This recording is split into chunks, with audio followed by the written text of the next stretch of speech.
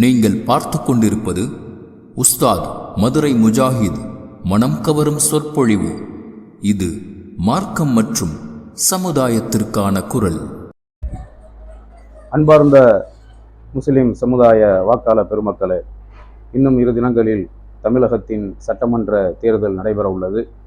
17வது சட்டமன்ற பொது தேர்தலை நாம் சந்திக்க இருக்கிறோம். வாக்களிப்பதற்கு தயாராக இருக்கிறோம்.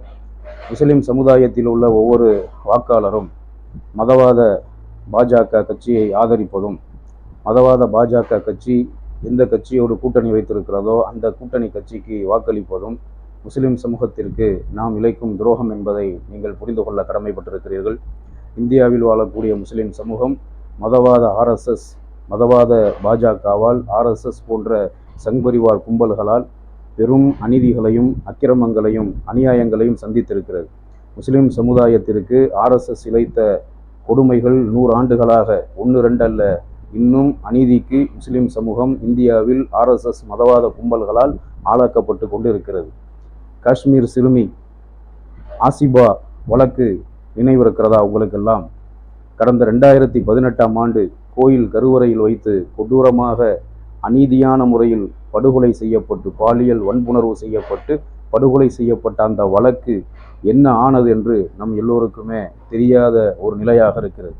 கடந்த 2018ஆம் ஆண்டு கதுவா மாவட்டம், காஷ்மீர் மாநிலத்தில் இருக்கக்கூடிய கதுவா மாவட்டத்தில் ரசானா என்ற கிராமத்தில் முஸ்லிம் சமூகத்தில் நாடோடி சமூகம் என்று சொல்லப்படுகிற அந்த நாடோடி சமூகமான பொருளாதாரத்தில் மிக பின்தங்கிய அந்த மக்கள் குதிரையை வைத்து பிழைப்பு நடத்தி அன்றாட கஷ்டமான தொழிலை செய்து தங்களின் குடும்பத்தை காப்பாற்றக்கூடிய, வாழ்வாதாரம் தேடக்கூடிய நிலையில் இருக்கிறார்கள்.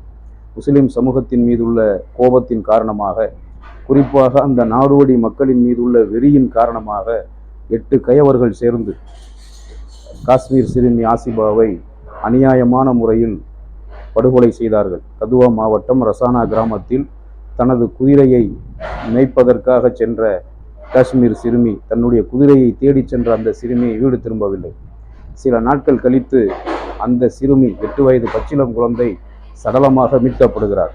ஒரு ஓய்வு பெற்ற அரசு அதிகாரி, காவல்துறையில் பணியாற்றக்கூடிய காவலர்கள் உட்பட 8 கயவர்கள் சேர்த்து அந்த பச்சிளம் குழந்தையை கோயில் கருவறைக்குள் வைத்து அடைத்து வைத்து பாலியல் வன்புணர்வு செய்து அந்த சிறுமியை படுகொலை செய்த அந்த சம்பவம் நடந்த காரணத்தினால் அந்த ஆசிபாவுக்கு இழைக்கப்பட்ட அநீதி ஒட்டுமொத்த இந்திய தேசத்தையும் உலுக்கியது. உலக நாடுகளெல்லாம் அந்த சம்பவத்தை காரி துப்பியது.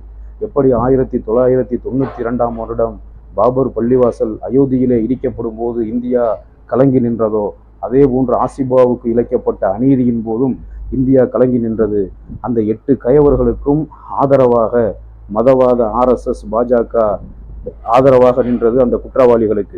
அந்த குற்றவாளிகளுக்கு சப்போர்ட்டாக செயல்பட்டது. இதையெல்லாம் நாம் கண்கூடாக பார்த்தோம். அந்த குற்றவாளிகளுக்கு 2019ஆம் ஆண்டு தண்டனை வழங்கப்பட்ட தண்டனை மிகச் சாதாரண தண்டனை, கடுமையான தண்டனை வழங்கப்படவில்லை. அந்த 8 குற்றவாளிகளும் தூக்கில் போடப்பட்டிருக்க வேண்டும். அந்த 8 குற்றவாளிகளுக்கும் மரண தண்டனை விதிக்கப்பட்டிருக்க வேண்டும். ஆனால் சாதாரண தண்டனை வழங்கப்பட்ட அந்த குற்றவாளிகள் இன்று எப்படிப்பட்ட நிலையில் இருக்கிறார்கள் என்று நமக்கு தெரியாது. அநீதி இழைக்கப்பட்ட அந்த ஆசிபாவின் குடும்பத்திற்கு என்ன நீதி கிடைத்தது? எந்த விதமான நீதியும் இல்லை.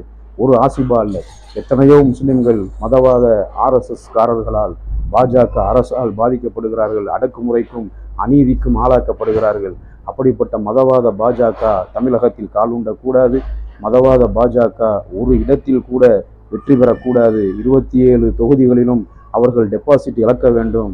மதவாத தீய சக்திகளுக்கு வாக்களிப்பது, அவர்களை ஆதரிப்பது முஸ்லிம் சமூகத்துக்கு இழைக்கக்கூடிய துரோகம் என்பதை புரிந்து கொள்ள வேண்டும். எந்த முஸ்லிமும் மதவாத பாஜக கட்சியை ஆதரிக்காமல், அதற்கு வாக்களிக்காமல், மதச்சார்பற்ற கூட்டணி கட்சிகளுக்கு உங்களுடைய வாக்குகளை செலுத்துங்கள். வாக்களிப்பதற்கு முன்பு காஷ்மீர் சிறுமி கத்துவா மாவட்டத்தைச் சேர்ந்த ரசானா கிராமத்தில் 2018ஆம் ஆண்டு படுகொலை செய்யப்பட்டாலே அந்த காஷ்மீர் சிறுமி, பின்தங்கிய குடும்பம், நாடோடி சமூகமான முஸ்லிம் சமூகத்தைச் சேர்ந்த அந்த பெண்மணி, அந்த பச்சிளம் குழந்தையை நீங்கள் நினைவில் வைத்து கொண்டு பாஜகவுக்கு எதிராக நீங்கள் வாக்களிக்க வேண்டும். எல்லாம் வல்ல அல்லாஹ் இந்திய தேசத்தை மதச்சார்பற்ற தேசமாக வைத்திருக்க வேண்டும். மதவாத தீய சக்திகள் இந்த நாட்டிலிருந்து வெளியேற வேண்டும். அதற்கு அல்லாஹ் அருள் புரிவானாக.